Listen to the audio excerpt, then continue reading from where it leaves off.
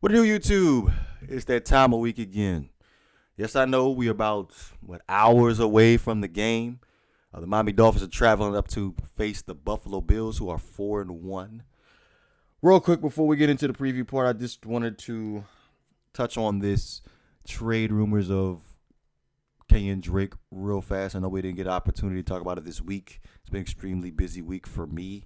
Training somebody is extremely hard, but we already knew that the possibility of Kenyon Drake was going to be traded. He's in the contract year, probably around the final 53-man roster cuts. We kind of already knew that was kind of set in stone that we was going to try to move Kenyon Drake, considering the fact we kept 5 running backs on the roster: Kenyon Drake, Caleb Balaj, Myles Gaskin, and Mark Walton, and Patrick Laird. Excuse me, I almost forgot about Patrick Laird.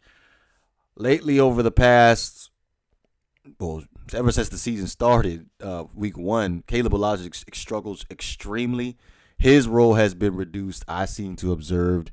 And Kenyon Drake, he's kind of like the previous week against the Washington Redskins, he was splitting carries with Myles Gaskin. And Myles Gaskin has been extremely productive. So, again, like I said, Kenyon Drake is in a contract year. I would expect the Miami Dolphins to end up getting some type of compensation for him.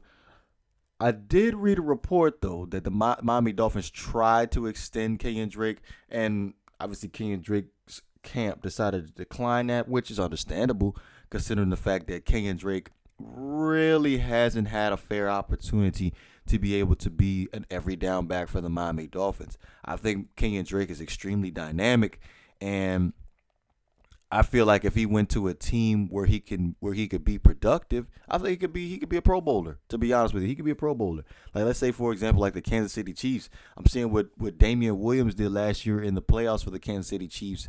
He was excellent. Like, I think Kenyon Drake is 10 times better than Damian Williams. So it's going to be interesting to see what happens with Kenyon Drake moving forward in his career, because Miami Dolphins just failed to utilize him the correct way and on a consistent way. So, time will tell about that. Now, let's go ahead and get into the preview part. We got a couple of injuries that I wanted to discuss real fast. Daniel Kilgore, the center for the Miami Dolphins, possibly the Miami Dolphins' best offensive lineman. He is going to be out with a knee injury, so they're going to move in Evan Bain over into the center's position. Again, another week where we're playing musical chairs on the offensive line. It just seems to be a consistent thing on the offensive line over the past several years. Our inability to protect the quarterback and have some type of consistency as far as execution, running the football, and picking up our assignments as far as who's rushing the passer. So going up against the best defense, one of the best defenses in the league right now, it's not looking too good right now.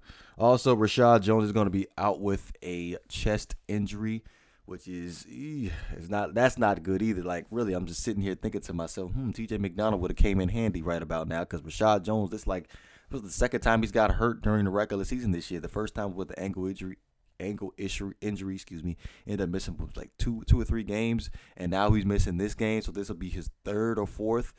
So it would be great to have some veteran depth back there at the safety position, because right now we're starting practice squad players and undrafted free agents. So, which Bobby McCain, I'm still not sold on him playing safety. From what I have seen, Jamal Wiltz came from the New England Patriots practice squad. You have Steve Parker. I haven't been impressed with him so far yet. So that's a little. I'm just unsatisfied with the Miami Dolphins defense as a whole as of late.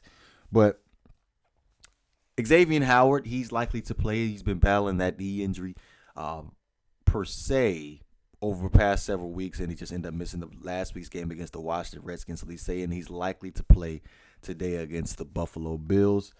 Now, getting into the preview, defensively, honestly, over last year, when I observed the Miami Dolphins last year, we ended up playing Josh Allen and the Buffalo Bills. I feel like we edged out those 2 wins the one win from the skins of our teeth.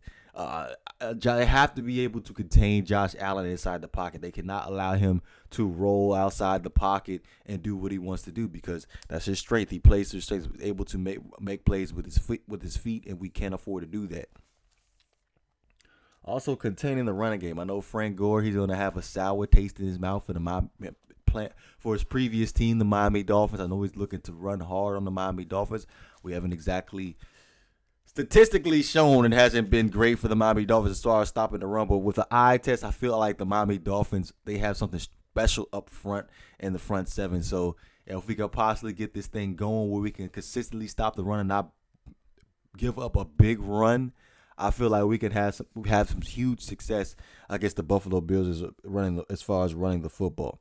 Now, like I said, containing Josh Allen inside the pocket, if we could prevent him from scrambling outside the pocket, picking up extra yards for himself, and just force him to just throw the football to these receivers, I feel like with our secondary right now, I feel like we have the advantage against these Buffalo Bills receivers. Now, offensively for the Miami Dolphins, Ryan Fitzpatrick is going to be our starter.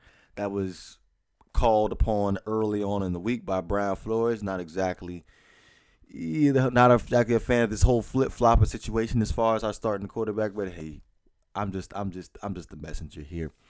Now, as far as, like I said, the offensive line is doing this whole musical chairs thing. We end up missing our best offensive lineman going up against one of the best defenses in the league.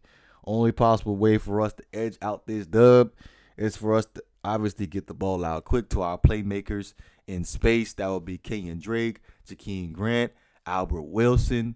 Like if we could just get them going, like with some bubble screens, like some quick outs or something like that, where we can get this ball out quick because the pass rushers are going to be coming hard. They're going to be mixing up their blitzes, trying to get after Fitz early and often, and also more importantly, always establish the running game. Like that's always gonna be in the preview video. Like we gotta establish the running game. Like Mark Walton did a great job last week being able to give us a breath of fresh air at the running back position. Let's go ahead and continue to show him some love, give him more touches. Like I feel like he did an excellent job last week against the Washington Redskins. Now, final score. Considering how we're going up against one of the best defenses in football right now, I have the Miami Dolphins edging out the win 13-10. It's going to be a low-scoring game, most definitely. It's a rivalry game, but hopefully the Miami Dolphins get their first win this week. Like we running out of lifelines here. Like the next couple of games, we should be able to get one at least. But let me know what you guys think. You know what it is. If you enjoyed the content, please don't forget to hit that like and subscribe button. This is GreatOne DeVore. I'm up out of here.